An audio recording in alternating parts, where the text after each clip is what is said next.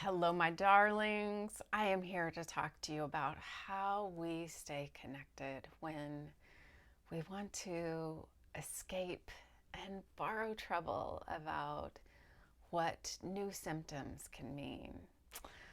My lovelies, I am Annette. My website is AnnetteLeonard.com, and this is the Chronic Wellness Podcast. It is 2025. That is bananas. And not only is it 2025, but it's almost mid February. And it is my first broadcast to you.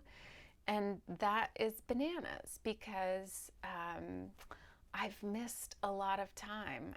I've missed a lot of time in my world. I've missed a lot of time with you. It's been a long absence since my last recording. And I have regret about that. I want to apologize to you. And that is the life with these chronic conditions. I had a death in my family at the end of last year, and that caused disruption in my life and my schedule and in my heart and world. And then I got very sick.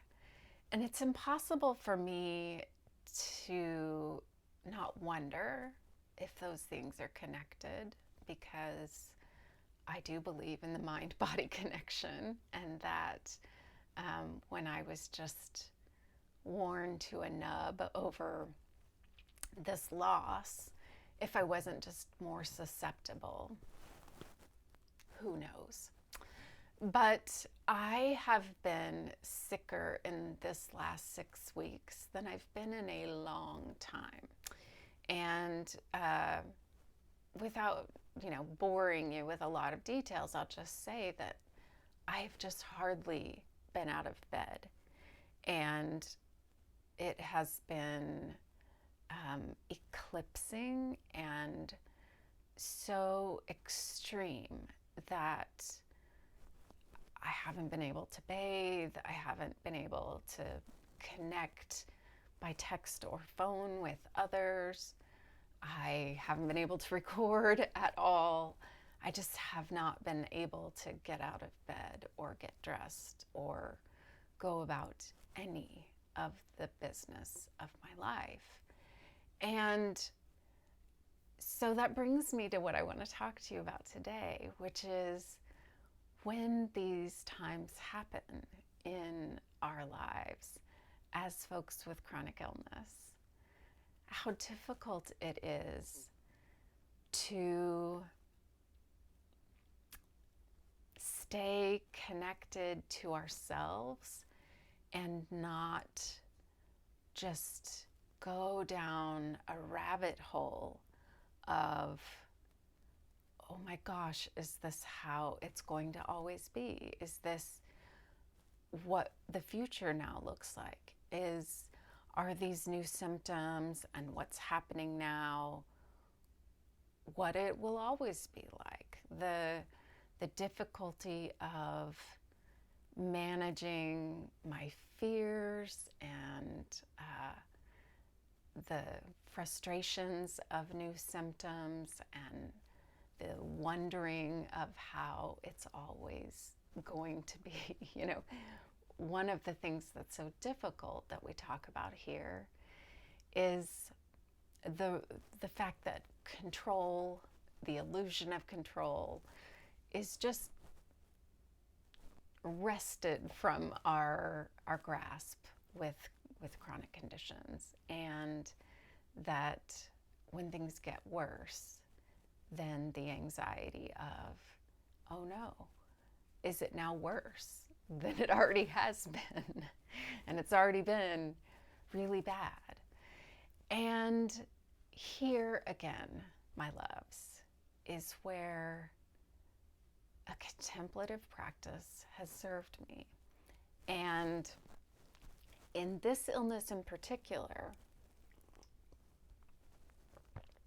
I have felt a buoyancy of spirit that has not been typical. So what I mean by that is usually if I am completely down for 6 weeks, my spirit is in the crapper.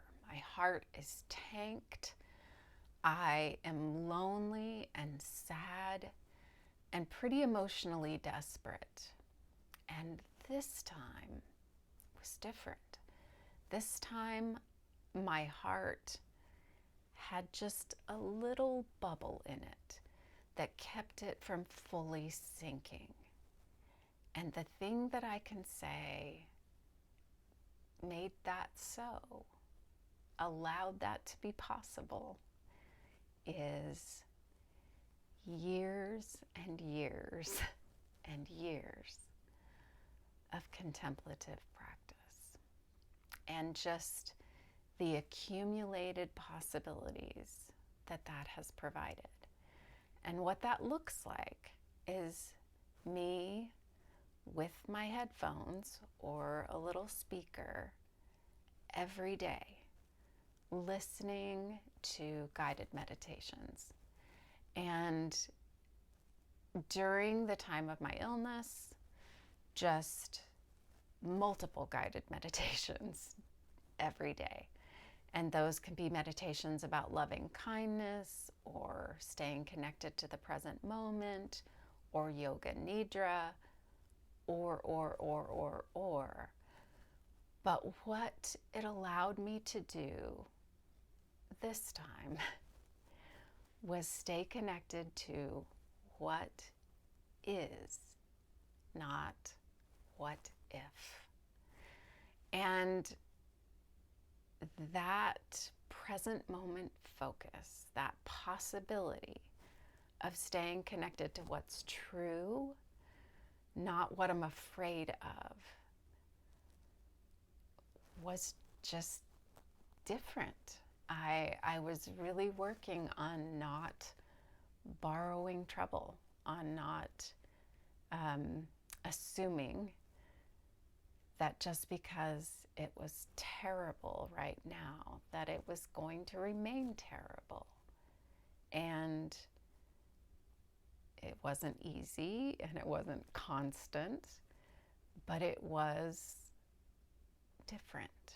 And whatever your contemplative practice could be, whether it's staying connected to lyrics of music or being in prayer or being in nature, anything that allows me to remain in this present moment rather than jumping 6 steps ahead or being scared about what might be true is a gift. And I even had a telehealth appointment during this time. I was supposed to go up to my big doctor's appointments up in Seattle, and I could not do that. But I changed them to telehealth. And one of my docs up there was like, Annette, big illness is what kicks off your autoimmune diseases. And I was like, I don't need any help remembering that. And even still, I remembered that this is what is. I don't need to jump to what could be. And so develop the muscle of your contemplative practices, whether that's you with a mantra or with a candle, doing the exercises when things are not at their worst allows you the possibility of continuing those practices when things are trash. So I have a lot coming up for you in 2025. I have some exciting things planned, but I hope you'll tell me what you want to hear about, what you're excited to discuss, what you want to learn about or hear me talk about.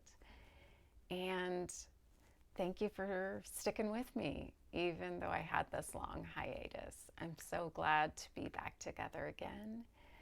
And tell me how you stay present, or if you stay present in the midst of things getting exponentially worse in your illnesses.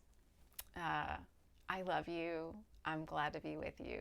And until we're together again, I hope that you can find ways to be well.